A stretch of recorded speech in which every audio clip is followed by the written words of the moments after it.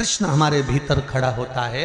जब हम सूर्य नारायण भगवान को अर्घ देते हैं, जल चढ़ाते हैं, तो वो जल पृथ्वी पर जब गिरता है तो उसके छींटे हमारे शरीर पर लगते हैं। क्या वो ठीक है? क्या वो श्रेष्ठ है? तो शिव महापुराण की कथा कहती है, जब हम सूर्य को अर्घ देते हैं, सूर्य को जल चढ़ाते हैं, वो पानी जब पृथ्वी पर गिरता है, उसके छींटे हमारे शरीर पर लगते हैं, तो वो श्रेष्ठता का भाव निर्मित करते हैं। वो गलत नहीं हो सकता। कारण अब वो भी समझ लीजिए।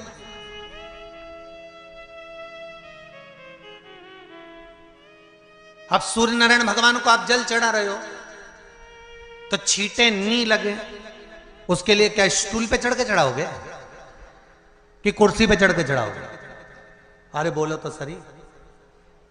अब कई लोगों के दिमाग में यह बात भरा गई कि हम भगवान को जल चढ़ाते हैं, वो हमारे शरीर में छींटे लगते हैं, जमीन पे से पानी गिरता है, वो हमारे शरीर को छींटे लगते हैं, भगवान को अच्छा नहीं लगता होगा। कौन ने कहा? पहले तो उसको पकड़ के ला।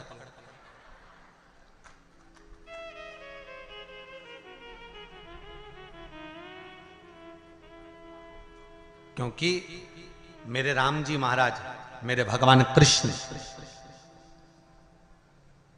बड़े बड़े संत, साधु, सन्यासी, तपस्वी, साधक, उपासक जितने भी हुए, जिन्होंने सूर्य की आराधना करी, इन्होंने टेबल पे चढ़कर या कुर्सी पे चढ़कर जल नहीं चढ़ाया। इन्होंने पृथ्वी पर खड़े होकर ही, क्योंकि पृथ्वी तत्व के देव हैं शिव।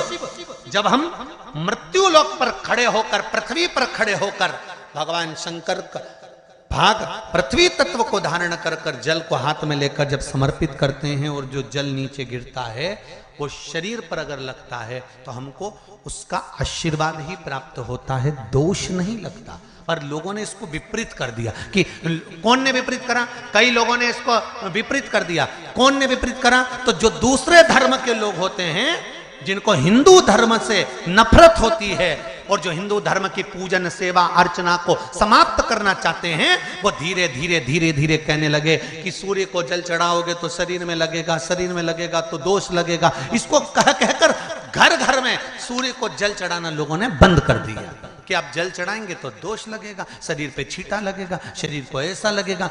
ये दोष नहीं है। कितनी सुंदर बात है महाराज। सूर्य नारायण भगवान को जब जल चढ़ाया जाता है, हाथ सिर से 8 इंच की दूरी पर होना चाहिए। जम के बोलिए, सिर से कितना ऊंचा होना चाहिए? 8 इंच ऊपर अपना हाथ होना चाहिए मस्तक से सूर्य को जल चढ़ाते समय।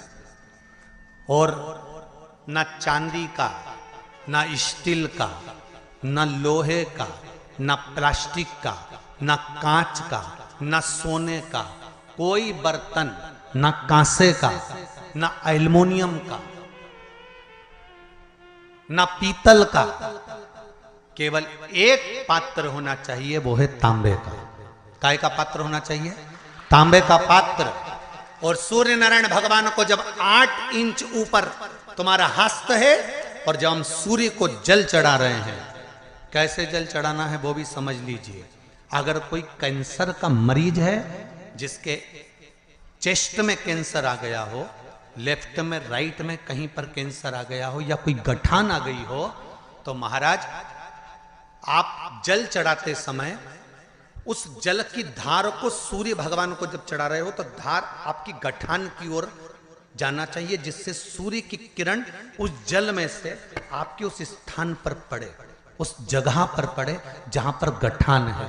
महाराज आप लगातार जल तो चढ़ाना चालू करो, अच्छे अच्छे डॉक्टर फेल हो जाएंगे और कह देंगे गठान ठीक हो गई।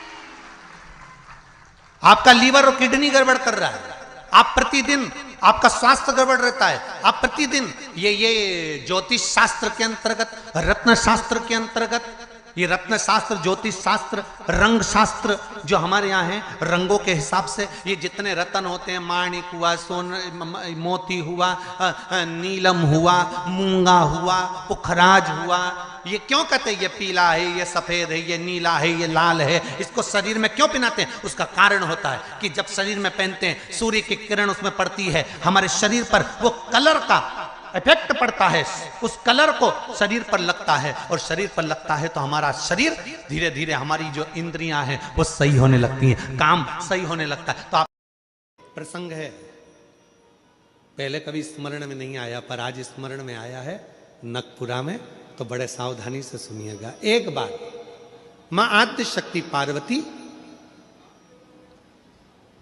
अपनी सखी गजमुखी के पास गई। क्या नाम था उनकी सहेली का? गजमुखी। जम के बोलो, गजमुखी। उनकी सखी गजमुखी के पास गई। ध्यान देना थोड़ा सा। एक शिवजी के गण नंदी और एक पार्वती जी की सहेली गजमुखी। कहते हैं शंकर भगवान के गण नंदी इतने सुंदर थे, इतने सुंदर थे कि उनको देखकर अप्सराएं भी उनकी ओर आसक्त हो जाती थी। इतने सुंदर, इतने सुंदर। तब बाबा देवादिदेव महादेव की आराधना में नंदी लग गए। शिवजी ने कहा वर मांगो, तुमको क्या चाहिए? तो कहा कि मेरा मुख बदल दो, मुझे ये मनुष्य का चेहरा नहीं चाहिए। क्यों? अगर ये चेहरा रहेगा तो लोग मेरी ओर आसक्त होंगे और मैं आपकी भक्ति नहीं छोड़ना चाहता, इसलिए मुझे ये चेहरा हटाकर आप नंदी का चेहरा लगा दीजिए और मुझे आपका शिष्य बना दीजिए। दूसरे नंबर पर है माता पार्वती जी की सहेली गजमुखी। इतनी सुंदर थी, इतनी सुंदर थी